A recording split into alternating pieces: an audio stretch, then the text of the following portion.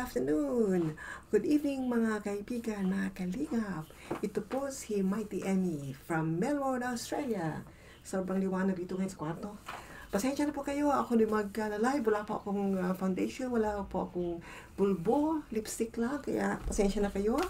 Gusto ko lang magbigay ng first reaction ng isang vlog ni Kalingap Rab na Edpaw. So, kung napanood niya yung Edpaw, ano sa tingin nyo? Kinilig po ba kayo? Kinilig po ba kayo? Kaya ako, kinilig po ako. Hindi ako nakatulog kagabi nang panood ko dahil bitin daw, bitin. Sabi ng iba nga, bitin, bitin. So, bigyan natin ng reaction. Pero, ang gagawin ko ay panoorin muna natin yung konting clip. So, panoorin natin at saka tayo magpatuloy sa ating pag-vlog. Pero bago po ang lahat, gusto ko munang batiin si Kuya Bal, Santos Matubang, si Kalingap Rab, si Ate Edna Vlog, si Rolo Malalag, Kalingap Jonah, si Brooks, sino pa ba? Nakalimutan ko na. Yung mga, lahat ng Kalingap partners at ating mga live at silent viewers dito sa aking channel.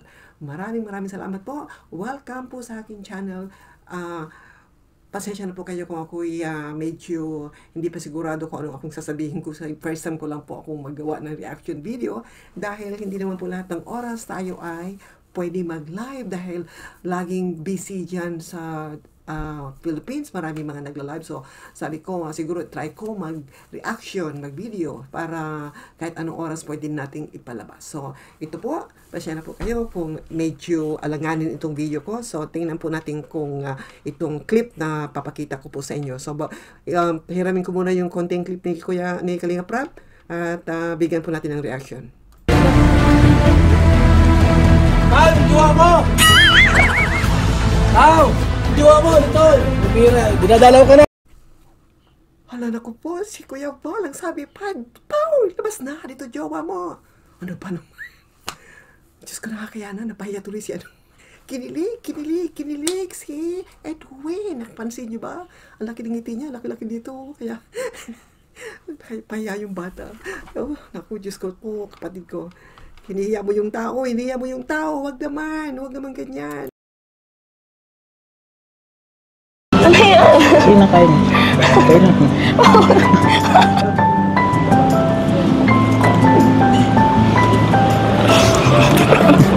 Mabato? Mabato? May you always find your way to higher ground.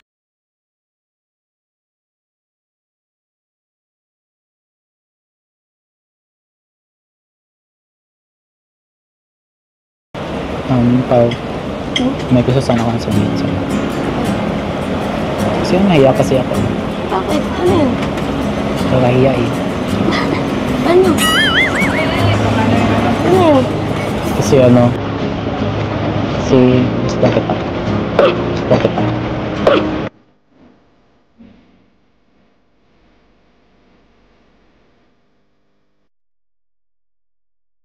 Lahat ng lugar maganda sa kasama ko pa. Paano pag sa cemetery? Okay guys, this is Emmy Tumor, Mighty Emmy. Bibigyan natin ngayon ng reaction. So, bago tayo mag-umpisa, gusto ko munang sabihin yung aking observation tungkol dito sa Edpaw. Okay? Okay. Si Edwin, napansin ko dito sa vlog na ito, siya ay medyo madaldal na.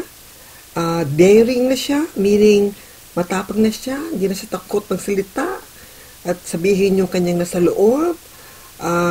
Hindi na siya tamimi, nakangiti, napansin mo na maaliwalas yung kanyang mukha, yung kanyang body language is medyo confident na siya, komportable na siya kay Pau, lagi siya nakangiti, talagang maganda yung kanilang aura, yung kanilang aura nilang dalawa, yung kanilang spark, talagang kitang-kita mo, feel mo, di ba?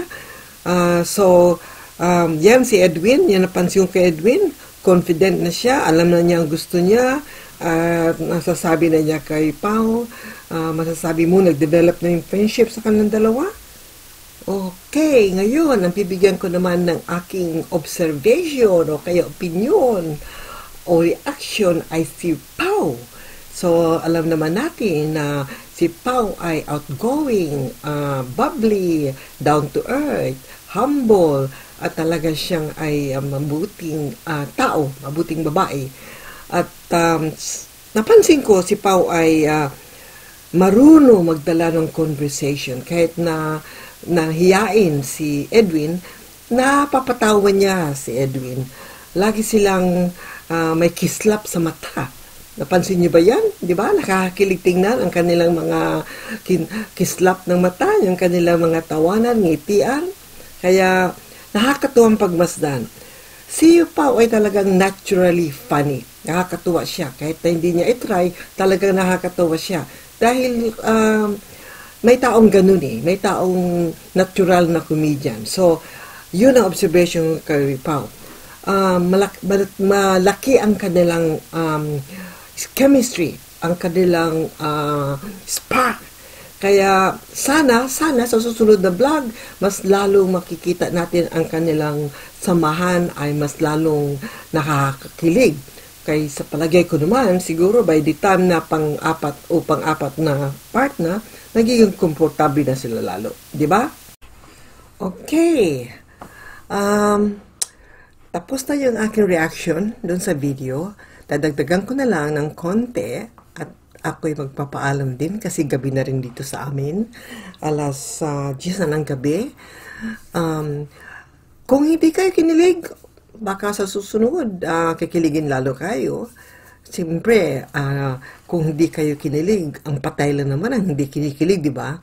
Dahil ang ibig sabihin ng kilig, okay? Ang kilig ay ginagamit ng mga Filipino, yun ang talagang salita ang ginagamit dyan sa Philippines, kilig, kinikilig. Pero, it's like an acceleration of excitement. Kung baga sa English pa, excited ka. So, ibig ko sabihin, may kilig sila dahil nakikita mo yung kanilang behavior, yung body language nila. Talagang makikita mo na gusto na nila ang isa't isa. Parang si Pao nga hindi nga siya masyadong parang kumaga sa kinikilig siya, titingnan mo siya, kinikilig na siya May mga pasalita-salita pa siyang konti, ano ba ito, paano ba ito, sabi niya, yung sinusubukan siya, di ba? So, sana nag-enjoy kayo sa aking konting video. First time ko lang magbigay ng, gumawa ng reaction, video reaction, I mean. So, maraming salamat sa mga nandito. Ako'y magpapaalam na po.